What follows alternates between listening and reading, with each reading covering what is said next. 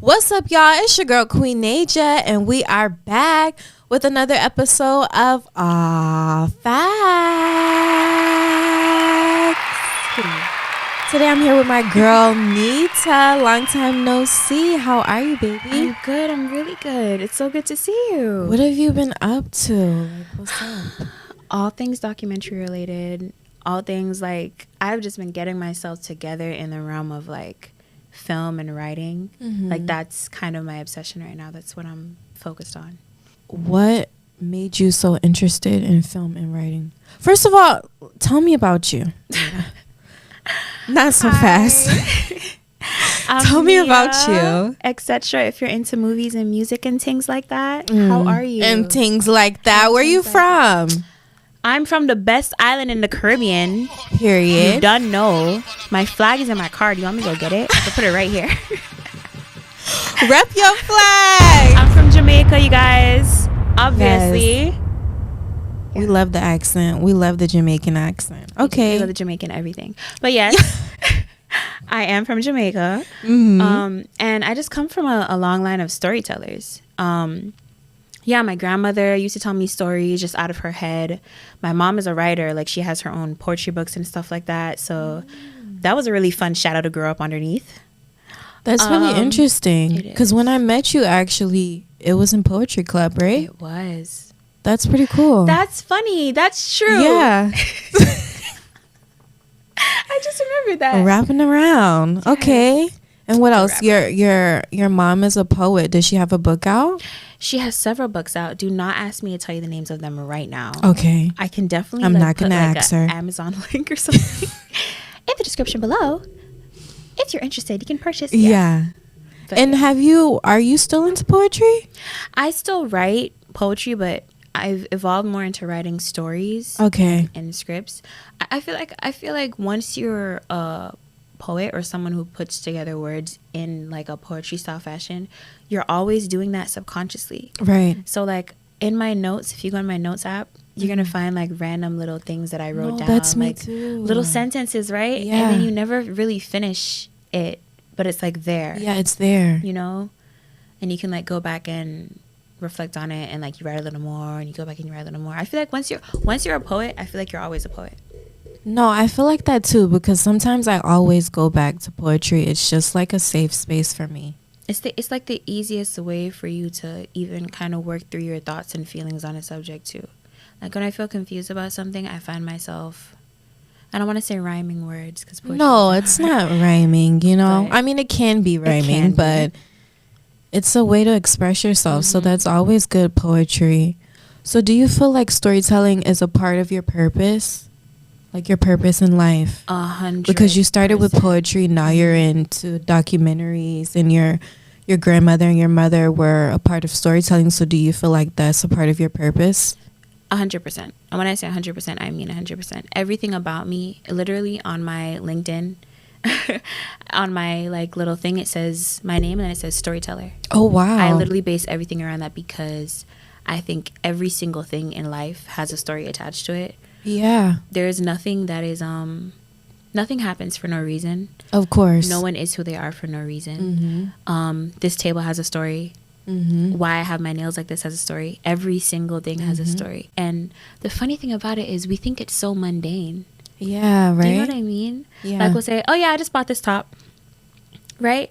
But if I ask you, oh, where'd you get it? Like, where'd you get that top from? Where'd you get the top from? I got it from Marshall's. Right. I believe Marshall's. Yeah. Okay. When was that?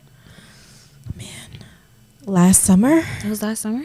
I believe so. Oh, you had like the same car you have now, right? Yeah. Was that right after you graduated? Well, no. Maybe a couple months.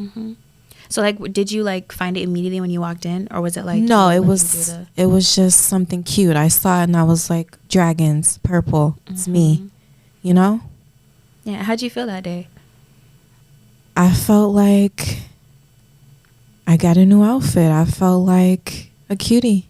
Did you go shopping because you were like in a shopping craze mood? Or did you just it was one of those days because I got like a purse. I got some jeans, some shirts, I went to Walmart. It was one of those days, one of those girl days where you're just like going to the beauty supply store, going to shopping, going to get a little bit of groceries. It was one of those type of days. Am I telling a story? You are kind of telling a story, yeah. Do you see what I mean? And you could write it in like a really pretty way. Like you could That's be like, cute. I pulled up in my car outside. And even the way that we as Black people tell each other things. Yeah, right? Like, girl, let me tell you, dude. And you know what I mean? Just the way that we talk. Yeah. Is in a story-like fashion. And we can stretch that all the way back to our literal African roots when they sit around the wherever they are, and they start a story. Like, there's a common phrase in the Caribbean where we say crick crack, and then you have an answer, and then you start a story. Like, that's a lot of how we passed on history, and a lot of how we taught each other things, and how I could get into it because it's a lot. Yeah. But you can tell it's like it gets really deep. And what really, for me, the catalyst for that, other than my mother, is this woman. Her name is Miss Lou. Okay. Is she a neighbor? No. Okay. She should be a national hero for Jamaica.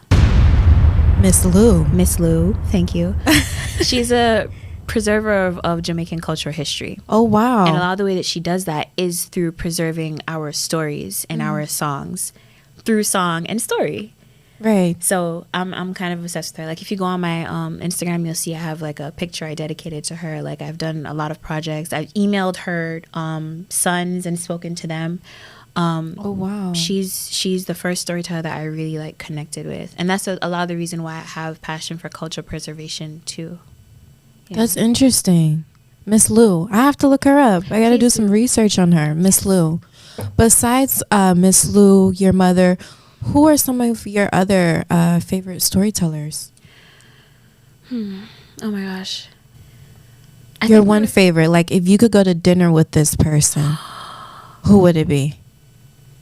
Oh my gosh. I have to say, I want to say Maya, but Angela? Yes, but Morrison. No, I love my Angela. How Tony writes, it's so scary. I pick up a book and it's like I'm just falling into the story. It's like all encompassing. It's like it takes over your whole body. You feel like you're there. Like you really, the way that she describes things, you really fall into like what she's talking about in that moment. And it's the way she writes, you can read her book 50 times. Yeah. And you will find something you missed every single time. That's like it's one of those. She's so that's good, detailed and layered, and it's gorgeous. It's so beautiful. What would be your favorite book from her that you would recommend? That I would recommend. Your favorite? I'm not gonna lie to you. I feel like everyone should read Sula once. Sula. Yes. SUE. SULA. SULA. Yes. Sula. I feel like everyone should read that one time, just once. What was it about? Anything that like really stuck out to you? Like why was that so good to you from all her others? Why am I like saying that's the one to read? Yes. I feel you could do that, or you could do The Bluest Eye. She's indecisive. All good. I know. I really am. She loves all the books. I really do. The thing is about it, I don't though. You don't? I remember I was watching a documentary about Tony, and Sonia Sanchez said something. Sonia Sanchez is another writer, amazing writer, but she said that Tony's books are the type you like throw across the room, and then you pick it back up and you start reading it again. It exposes things about you, like internally. It does. That's deep. It's not light reading. Do you know what I mean? Yeah. Nothing about it is light reading. It's scary. So I would recommend that for introspection for sure, and to understand you better as a person, understand you better as a person, and to also understand the people around you as people. And that's why I was thinking about The Bluest Eye also, because it talks a lot about beauty standards, and it's like a window into the Black American experience also in a certain time and place, and it centers Black people. Yeah. Instead of the regular gaze of others. Yeah. Do you think with beauty today and black women, black men, do you think that we are more accepting, like more loving of our beauty? Because before, I feel like it was more with European beauty standards, and now we have like the natural girls. We have, you know, the girls that are more loving of themselves and their beauty. Do you feel like today in this world that we are? I feel like sometimes we are, but then sometimes we're not, because there's still girls getting BBLs and nose jobs and things like that. So, you know, I honestly, how I feel about that is, I feel like the time, at least in my feeling and understanding, when Black beauty was the most loved and encouraged and accepted was really the 70s and the 80s. You think so? When yeah, now it's not so much, which I think is funny, because that's the same generation that is kind of responsible for us. Mm-hmm. So they walk through the doors and then close them. Yeah. Walked through the doors and closed them tight. Deadbolt. Don't let that go over your head. Deadbolt. As I said, I'm from Jamaica. Yeah. And the rules that are around right now for your hair in school and stuff like that, how high you can grow it, the alterations for your uniform, stuff like that, it's a lot more draconian now than it was when those same people who are making the rules now were in school. Oh, wow. So they brought up a couple of pictures, I remember, like a while back, and they were showing pictures of people who are in the school system right now as like administrators, blah, blah, blah, and they had afros. And they had altered school uniform, and they had this and they had that. And these are the same people who are sending kids home because they have the wrong color belt on. Do you know what I mean? Yeah. So while I feel like there is a movement to... I feel strange about it. Because, you know, we're on TikTok and we see the girls, you know, they get locks and they have like the Afro boho chic type of look about them. You know, they have the waist beads and the bangles and like all of that. But for me, it feels very... I feel like there's another layer that needs to be unlocked. You think so? I do. Because I don't feel like they're doing it because they feel like it's an individualistic thing that they're doing, or they're doing it because they like these things together and so they put them together. It's almost like you know, you go on Pinterest and you type in Afro Bohemian Chic and then you put that on. You know what I mean? Yeah. Like a copy, not really an original. The only... You know who is? That Aaliyah's interlude girl. Have you seen her? The girl with the snow boots? She sounds familiar, but a picture is not really coming in my head. She popularized like this snow boots thing and like tights. Aaliyah's interlude, yes. The girl who was in the snow boots on Yes. Her, right? She reminds me of the girl that goes around Walmart and says Black History Month or me. Black History Month or me. And then some people are like, you. And she's like, so you don't care about Black History Month? No. Well, I mean, I how care can about you it, even like... What do you mean by that? Oh my God. Yes. I love her style. I love it. I love this look, actually. And she's a TikTok girl, but I don't really follow her. But yeah, I know of her. It's just the I feel like when you have complete acceptance, since we're speaking about TikTok and we're talking about beauty standards and acceptance, do you remember lip gloss? Like the actual lip gloss? No. Okay. So not Nita. The Fenty. No, but it's like if you know type thing. I'm not even mad at you because it's such a weird thing. Like it's like a if you know type thing. Yeah. This young lady named Lip Gloss basically came on to talk about how she was rejecting all European beauty standards, right? So I think she stopped wearing makeup. She was wearing her hair in its most natural state. She was really pushing back against stuff like that. Yeah. And I don't want to say that they ran her off the internet. Because she decided to leave on her own.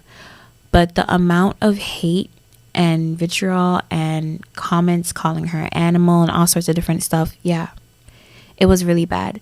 But all because she was said that she was going to reject European beauty standards and find out on her own what it means to be beautiful. Yeah. And they rejected her? Yeah. And this was black and white people. Crazy. This was not just, And that is why I say 70s and 80s for me are more when we were accepting ourselves to the fullest. You know what I mean? Yeah. Even when you think about, people now are like, oh my God, ew. But like even, body hair, our hair itself. Do you believe in that? Like, do you shave? I'm so sorry. Are you just... I wax everywhere. Okay. Yeah. I'm not going to lie. I do it when I want to, though. Okay. So I'm. But I mean, that's. I had a guy friend who used to laugh at me about that. He used to be like, "Yo, like, you will let your because my leg." He's like, my leg hair is not that crazy anymore. Me either. But I don't shave it unless I want to. I really don't. Yeah. Mm-hmm. Like you can't get me to. That's me. Because I remember he teased me about, "Oh, you're going on a date. You're not gonna shave your lip." No, on a date, I might. It depends how I look. It depends. It depends. If it's too much. Oh yeah. I'm like, okay. Yeah. But I don't really grow hair on my legs. That's what I'm saying. Mine isn't even thick like that for me to be thinking about that. But just the fact that I didn't have like a really intense beauty regimen to him was like, oh my God, like you're not gonna know. Oh my God, he was one of those friends. He is. I remember we were I don't know if he's gonna see this. It's so funny. Oh my God. But we were in the lunch, like the dining hall. Yeah. At Barry University. Oh my God. And he had a crush on this one girl, and she was kind of egging him. And I remember we went to the dining hall and we came back, he was like, Nita, like, I even know I'm starting this girl. She has hair in her chin. Oh blah, my blah. God. And I was like, that's all you got? Did that make you feel better?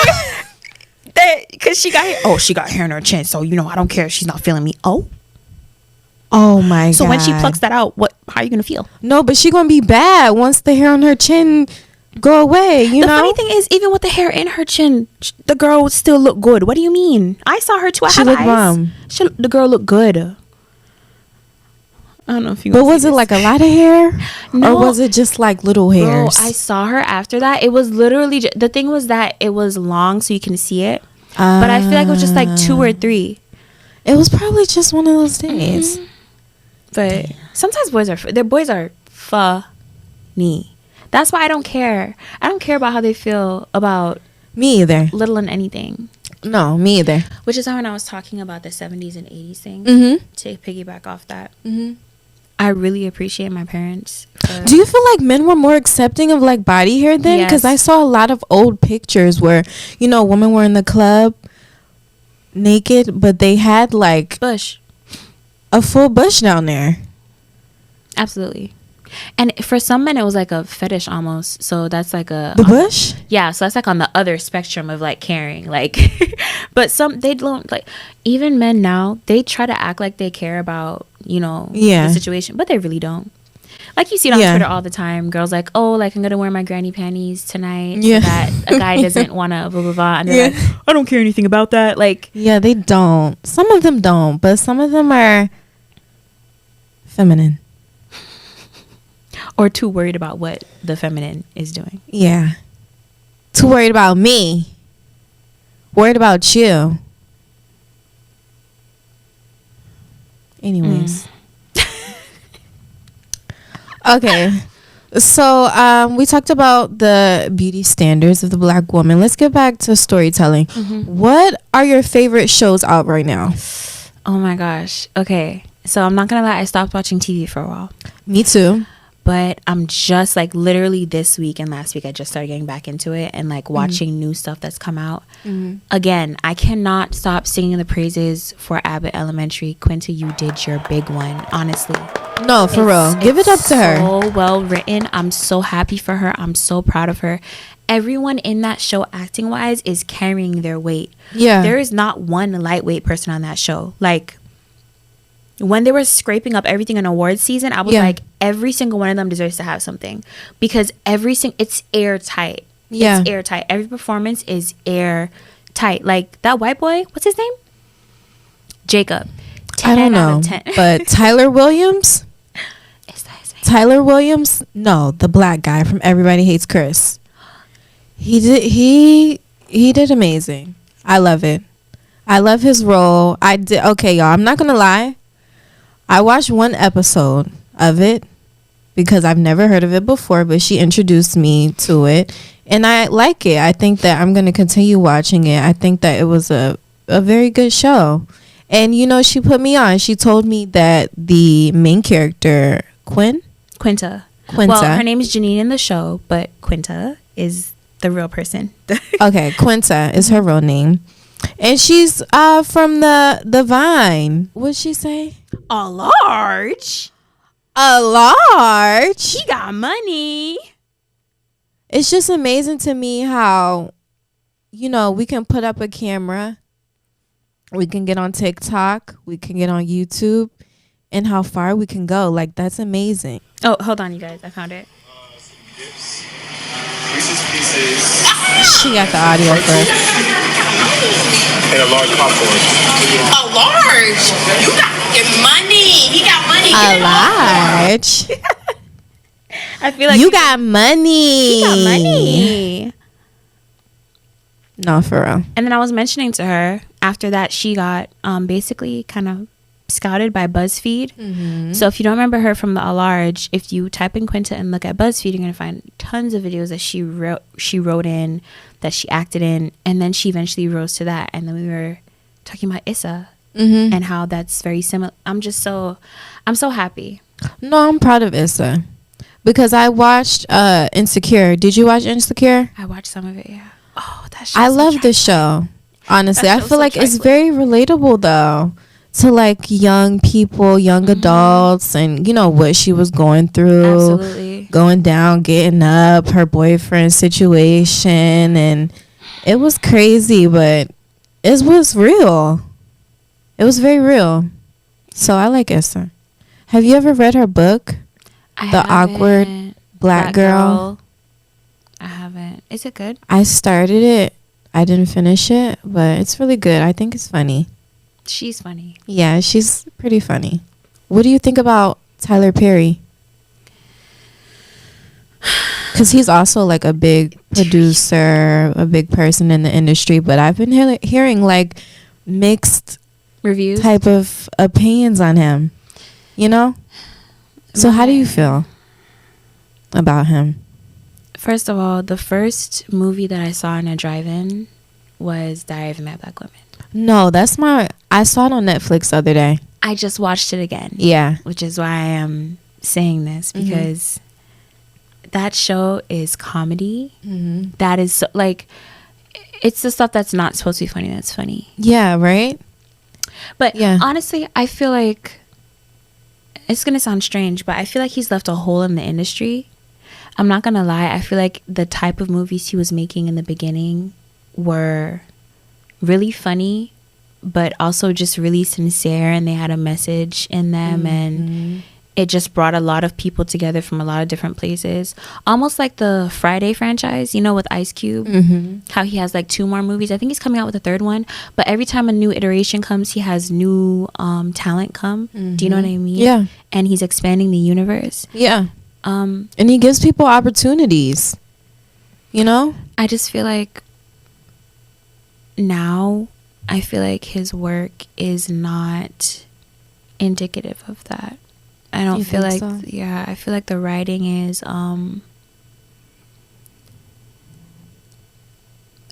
it's lacking for me. The writing? Yeah, the writing is lacking. Now? Yes. Or before? Now. You think he's getting lazy? And honestly, what we've all been hearing about the way he runs his sets is concerning to me. Because if you are supposed to be, oh my God, I don't know if I should be talking like this when I want to enter this industry. No. But it's the truth. Facts. Okay. So. Yeah. No, I just feel like honest, shooting movies in a day, shooting seasons in a day, I don't feel like is the best thing. Even from an artistic perspective, as an artist, as someone who writes their stuff and films their stuff and went through so much to get to where you are, I feel like you should want the best to come out of your actors and actresses. Do you know what I mean? Yeah. I'm a producer. I direct and produce, so I understand timing. We got to get in and out. You know, if we have this scene to do, we have this amount of time to do it. But the position that you are now in the industry, you have your own lot in Atlanta. you have your own stuff, so you can afford now to do whatever you want, basically. I feel like that should be your opportunity to then look out for everyone in the industry and make your studio somewhere people know they're going to get fair, equitable pay, and where they know that they're going to be able to put their best foot forward as creative people to create something beautiful for our people to see.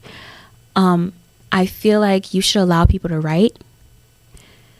I feel like you should allow people to act to the best of their ability. And for me, that's where I feel like he's not letting that happen. You know what I mean? You have to at some point pass the baton over to the people vertical to you, which means below you, and even next to you.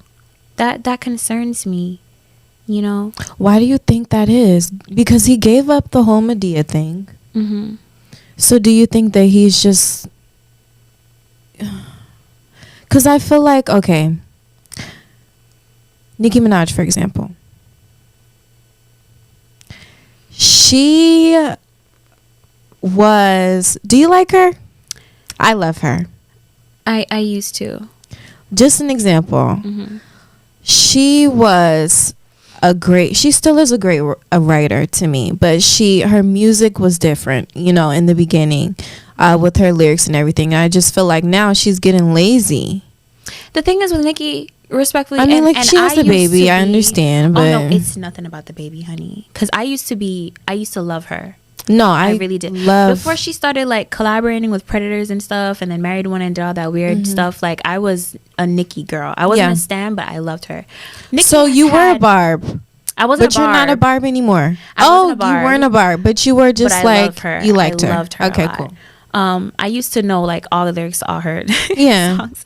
But the thing is, with Nicki had eras. Remember, it was Harajuku Barbie. It was, and you know what era of Nicki it is. If I show you a picture, you'd be like, Pink Friday. You know what era it is. So I don't even think it's a situation where she's like growing and changing, because she can grow and change into, you know, a different era. I just what was your example with that? No, I was just saying how, okay, so Tyler Perry, right? We were talking about how, you know, Diary of a Mad Black Woman, Medea's Family Reunion, you know, slide, things like that. And like how, you know, he got to that point when he was working to get to that point. It was great, you know, and he's at that point. He has his own studio. He has everything that he needs. And now it's time for you to let other people, because here's the thing, right? I know we don't want to believe this about ourselves, but all of us do have a point where we plateau. Yeah, right? That's true. Or that's we have a moment where someone is better than us, right? Yeah. Especially when you're getting older. Yeah, you're that's true. Grip. And what a lot of people are saying about Tyler Perry and have had said about him many times is that the tropes that he has in his shows are now becoming harmful to our community without the lesson. You know what I mean? Explain. Okay. Just in case they didn't get it. Okay, so a trope is like something that's commonly associated with a group of people.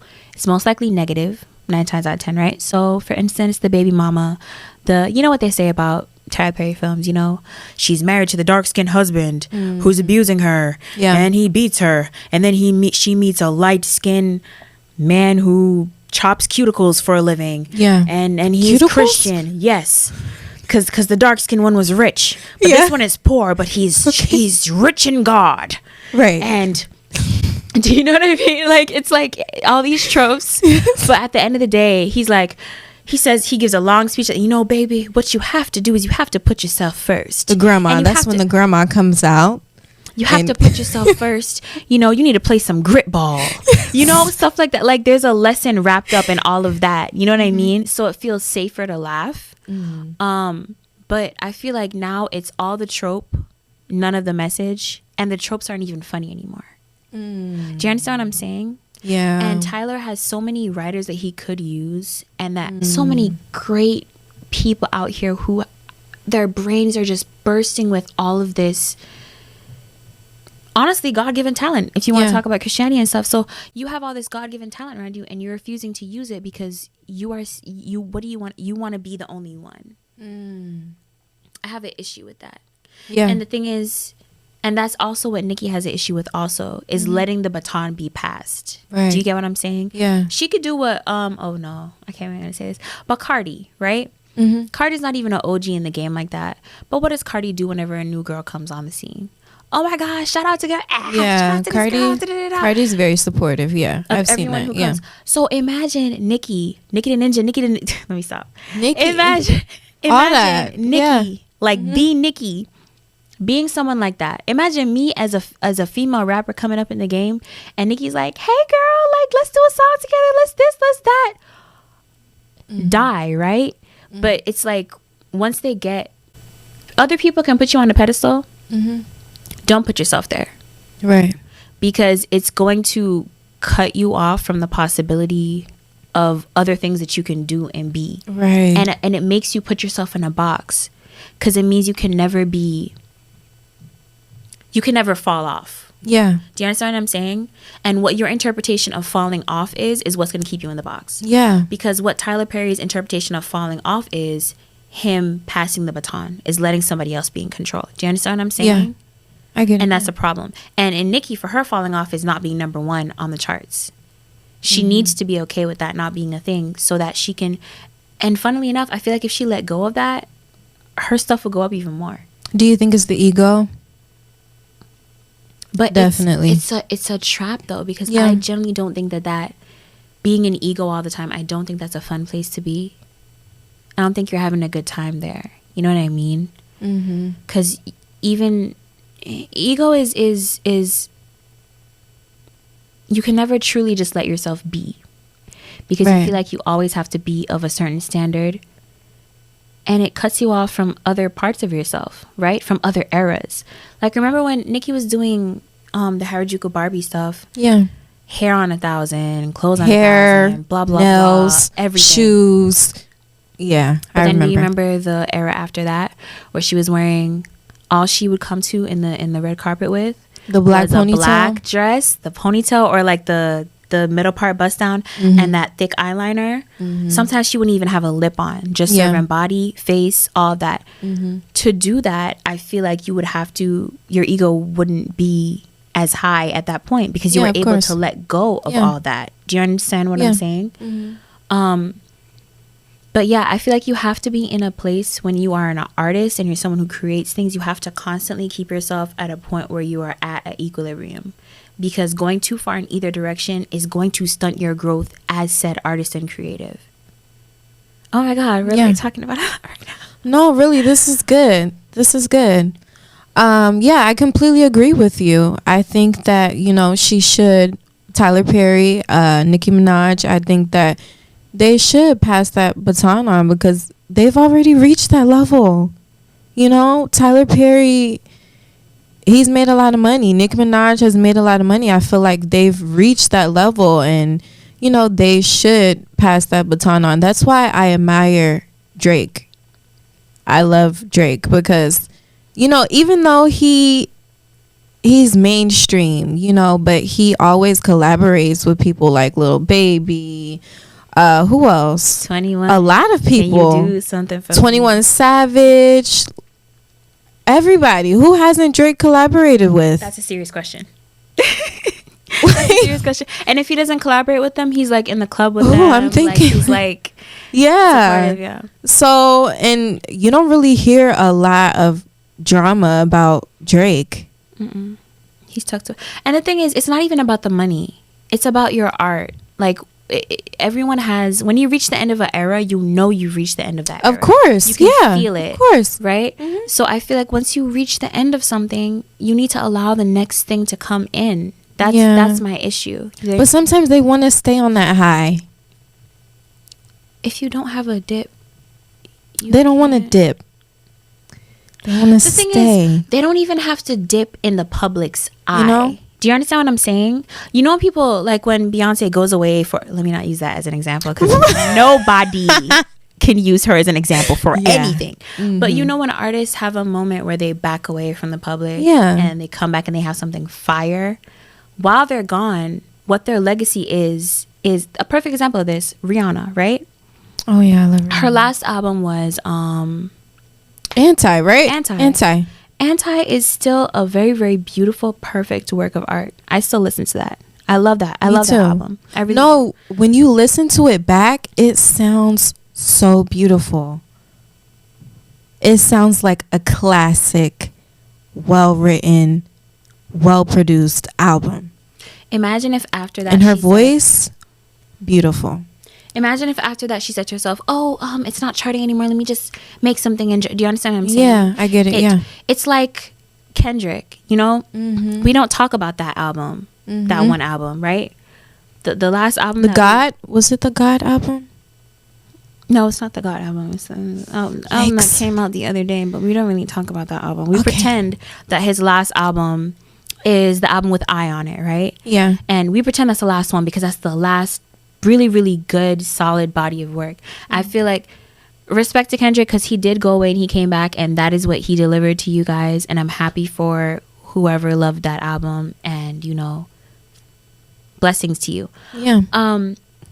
But yeah, I feel like, again, to go back to Tyler and Nicki, you have to let the era end, find a way to do it, talk to your publicist and be like, hey, you know, you have to be open.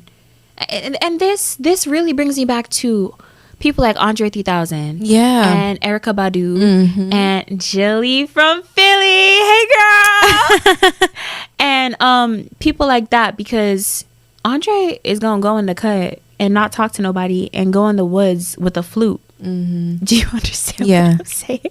Yeah. Erykah, you see what Erykah wears and what she does. She's gonna do what she wants. She moves on her own. And I'm not saying these people don't have ego, they don't have this, they don't have that. But I'm saying that they do not let that get in the way of their art. Erykah put something out like 3 years ago. Awesome EP that she did. You know what I mean? And the sound that she produced was something new. It was a combination of something old and something new. It was really good. I do not feel like she'd be able to produce something like that if she did not get out of her own way. Do you think that, you know, in their minds, they feel like they still have something to prove? That they haven't, like, chilled out? Do you think? Because if you chill and you are proud of yourself, proud of your accomplishments and things like that, you'll let people give you your flowers. And you'll relax, like, you know what you've done in the game. You know the impact that you've made. I feel like Nicki doesn't understand that. You know? Or I think it's different for the two of them. I think for the rapper industry is kind of weird. Yeah. Because it's fueled by competition. Yeah, a lot. A lot of competition. But I also feel like even back in the 90s, there was a group of girls that they were friends. They were rappers, but they were friends. And they understood that the competition wasn't happening between them. You know what I mean? It was more happening with the charts and this and that and the industry itself. And I feel like because of the competition mindset that she has, she wants to remain on top. That drive is what got her to the top. Do you understand what I'm saying? Exactly. Yeah. But there has to be a moment where you stop and look at everything behind you and look at the time that you have in front of you. Tyler Perry could be an amazing, what do you call that? Mentor? Yeah, mentor. He could be. You think like a life producer. coach? No. I know that because you not can't do life what coach. He did twice. No. But like no, I mean like the doors to what he did are closed. Yeah. So that's not happening a second time. But he could be the facilitator for so much. You know what I mean? Yeah. Instead of having to be the one facilitated. Yeah. And Nicki could also do the same thing. I'm telling you, just the way Lil Kim and Mary and all those OGs, like how they roll. I probably shouldn't have said Lil Kim knowing the history. But even the way they move nowadays, like Lil Kim on the stage with Lola Brooke. First of all, I love Lola. No, Lola Brooke. Don't play with it. I love her. She came swinging. She's like, and she's been rapping for a long time. She's been on TV and everything. She's been in shows. No, I watched some of her old interviews when she was in the UK. You know, that was before the "Don't Play With It" went viral. But she's good. She's good. And then Lil Kim brought her on stage. So yeah, I'm happy for her. Shout out to Lola Brooke. and Ice Spice with, I don't remember which, but it's just like, why would you not? It's not something any of us can really talk about because we don't know these people personally. Yeah, of course. So all this is allegedly, but Yeah. it's just something that I'm observing, and I see it with even people I know now who are just regular people who don't want to let certain versions of themselves go because they feel like this is the best version. But the whole purpose of being alive and living through life is to experience several different lives. Like when you speak to older people, my grandmother the other day just casually told me she used to be a dance hall queen. Really? Just out of the blue. Like if you talk to older people, they're like, oh yeah, I used to be a welder. Yeah. I was on the railroad. I did that too for a while. Then I was a secretary. Then, you know, I got the Nobel Peace Prize. And after I got the Nobel Peace Prize, you know, I actually, yes, because me and Baldwin were friends at the time. Because what? Who? What are you talking about? Like their lives are so layered. And it's because they allow themselves to move from thing to thing in a way that I think is really unique for their time. I don't know if we could, I pray we can do that now. And we can live several different lives now. Yeah, of course. That's the goal. You know, living and breathing. And I feel like that's what makes a story, you guys. You can't keep doing the same thing. Like when you read a book, you get bored if a chapter goes on for too long and if something stays the same for too long, right? So that's the whole thing with your life too. Like you have to be able to take leaps and steps in another direction to write another chapter of your life. You know what I mean? So beautiful. She's gonna make me cry. Is there tissue here? Oh, I don't. Oh my God, that was so beautiful. No, but it's so true. Yeah. You know? I think it's called the rebirth. And it doesn't even transforming and the butterfly. Look at us, poets. Poets for real? No, for real. Okay, let me ask you this. If you started a documentary about yourself, oh my days, how would it start? That's so easy. That's an easy question, actually. Okay, so in 6th grade, this was when I was still living in Jamaica. No. Okay, you were born in Jamaica. But don't tell anybody that because, you know, these people, they like to act like the first gens. I can't even talk too much because the first gens, you guys are embarrassing. You guys are a very embarrassing crop of people. I don't want to be associated with you guys the way that you guys act and carry on. I don't want to be associated with you. Yeah. So, yes, my mother had me at UM Hospital, yes, but me and you are not the same. Yes. But this is back when I was going to school. Okay. In Jamaica. I'm from Mandeville. Shout out to the cool parish, Manchester. Anyway, I was going to school there, and what happens is you have reading time, right? Right. You have reading time, you have writing time. So our teacher said to us, okay, everybody, go to your desk. We're going to have an hour of writing time. You guys write a story, beginning, middle, end, plot, all that cool stuff. Cool. But my thing was I used to read under my desk. So everyone else is writing and doing their story, and I have my little book under my desk and I'm reading. Keep reading, right? I got in trouble so much for that. But the teacher at the end of the writing, she saw me and she was like, okay, Nita, you come to the front and you tell your story. So I'm shaking in my chair. I'm like, Miss, what do you mean? Like, you know, like, let somebody else go first. And everybody looking at me, and I'm looking at everybody. And she said, come up here and tell the story. You know, she has these little red shoes on. And she's like stomping her foot with the red shoe on the wood floor. So I pushed my desk on the chair. Yeah. And I go to the front of the class. And I'm like, okay, all right, I'll tell my story. And I take my book out, and I'm holding my book like this. And I start telling my story. And there's dragons, and people are slain, and people are lost, and they're found, and there's a profound story at the end about love and war and hate, and the true meaning of life, and what it truly means to be alive. Okay? And I close my book, and there are tears falling from my teacher's face, and everyone is holding their breath, and my teacher says to me, Sunita, I have to read this story again. Give the book to me. And I say, are you sure? And she says, yes, we're going to have to put this somewhere. This is the most beautiful story I've ever heard, and you're so young. And she walks up to me and she takes the book out of my hand. And she opens it. And it's empty.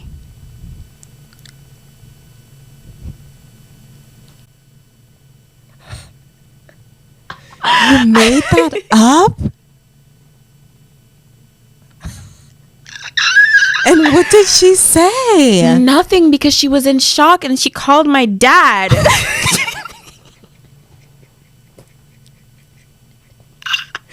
What? Yes, I read that story from beginning to end, and I wonder if I feel like I know like a schoolmate or two from that time. I wonder if they randomly remember that, because it's such a random thing to remember. But that's how I would start my documentary, because that is so indicative. That's the best beginning ever. Yeah, it's so indicative of who I am. I really stood up there and just... So you've been gifted, like, storytelling is your thing. So what are you working on now? What documentaries are you doing now? So, or like, what's your most proudest work? What's my most proudest work? Actually, I feel like my proudest work isn't out there yet. Okay. Oh, you know what? You have to take the little things. I did do. Again, I feel like everything has a story. Mm-hmm. So you don't even have to look for it. Sometimes you just have to ask questions. For instance, me and Aja went to Barry. I'm not gonna shout out Barry because.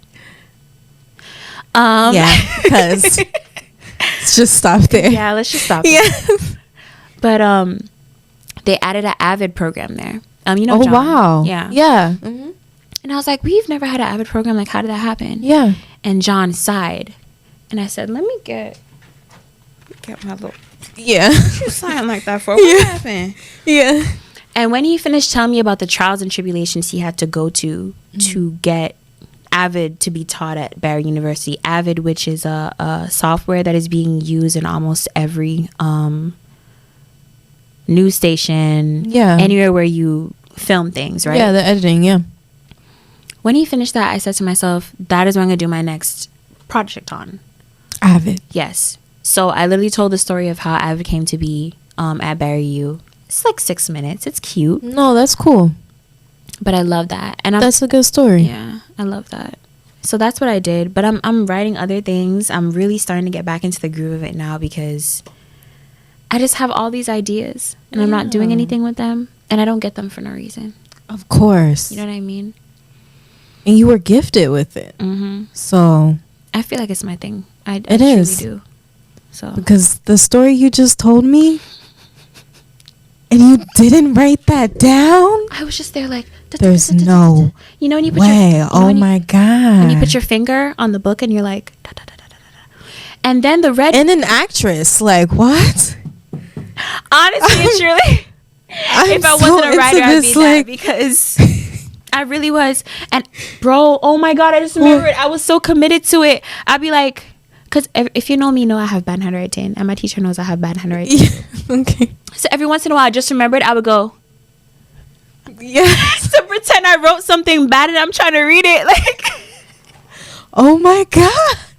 Oh my days, yeah. That would be the beginning of my documentary for sure. That's amazing. Mm-hmm. Wow. But I'm actually, you asked what I'm doing next. In the Caribbean, we have this thing about who has the best KFC. Don't ask me. It's just a thing. We have like, the funny thing about Caribbean people, we will argue amongst ourselves. Like, we really will. We will throw chairs at each other. Like, if all the islands were in a room and we start arguing, we throw chairs at each other, you know. Weapons probably get pulled. Oh my god. We cuss each other out. We tell each other about our mother, this and our that. Yeah. Let somebody from outside of the Caribbean say anything about any other Caribbean country. Let anybody else from anywhere else say what, fix their mouth to say anything about any other Caribbean country. We are going to forget for a second about whatever is going on, and the whole Caribbean is going to turn their eyes that way.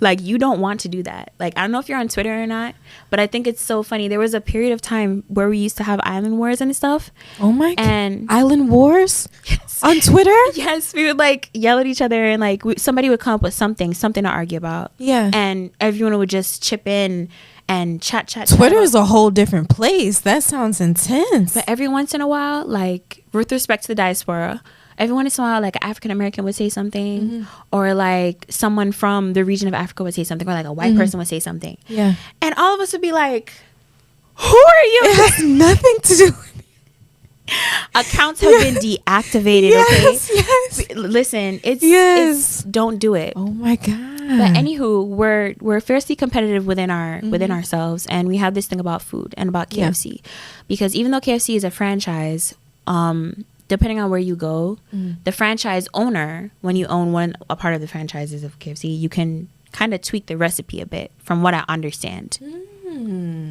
So there's a big thing about who has the best KFC in the region. And there was a summer that I went to like 5 different Caribbean countries, and I recorded myself like trying the KFC from all 5 and like rating it and rating some of the food and like rating the stuff. So I feel like that's kind of my next thing to do, because I'm really big into edumacation.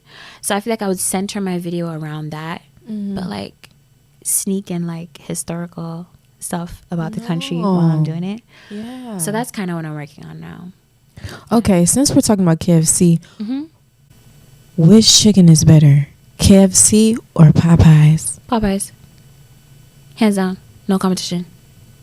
Respectfully. Popeyes? Popeyes.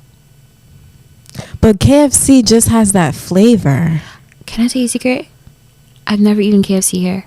No. And as a Caribbean person, everyone in the comments is going to be like, yeah, we don't do that. That's disrespectful. We have like a vendetta against it, because we're like, our country is, but yeah, they're like, we don't eat KFC in America. Like, ew. Like, who does that? Yeah. Isn't that funny? She's like, so that's probably why I say Popeyes, because I genuinely cannot remember ever tasting KFC unless someone like gave it to me and didn't even tell me. You know what I mean? Yeah. That's crazy. No, Popeyes is good, but wow, you've never had... That's interesting. Make me want to go to Jamaica and try a KFC. Okay, girl. Well, thank you for coming. You're welcome. Thank you for having me. Thank you for coming. I loved our conversation. This was a great episode. Can you tell them where they can find you? Did you want to shout out anything? You can find me on IG and ITETC. So Nita, etc. Because I'm extra. Etc. If you're into movies and music, what do you think I was gonna say? Period. And yeah, just shout out to everyone who's making things right now, who's being creative at a moment like this. I know it's hard. Push through. Remember the small things about yourself that made you who you are today, because like I just told you guys about that defining moment. You have a defining moment too. You just need to remember it, and that is gonna guide you into the next part of your life. Period. Nita has been dropping bombs all episode, and I'm just like, we came here and just did it. So thank you so much. Make sure that y'all follow her, support her, also be on the lookout for her documentaries. Are you gonna drop them on YouTube or anything, or is it just like a personal type of... I'm definitely gonna drop them on YouTube. And I'm definitely gonna fix my Instagram and get my stuff presentable, so that you guys can come in and get sneak peeks and stuff like that. See what's going on. I'm excited. And as you can see, she's already a great storyteller, so stay on the lookout for that. And make sure that y'all follow me, Queen Naja, QU 3 E's and Naja. Yeah, she pointed to this. Follow all facts.ent on Instagram. And thank you guys for tuning in. Thank you guys for all of the support. This is my 4th episode that's being recorded now. And yeah, I love being here. This is like my happy place. Aww.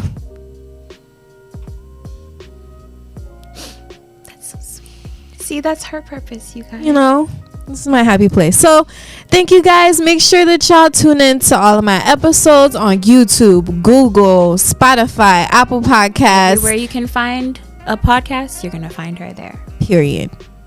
Oh, can we do all facts together? Yeah, period. And it's all facts. Bye. Bye, you guys. We're going through it. We're going through it, y'all. We are going through it. This is not do say. I'm kidding. It's Evie. Ooh, right? Isn't it cute? It's a cute bottle. I promise. When this is finished, I'm gonna put regular. No, isn't it? Oh, Ace.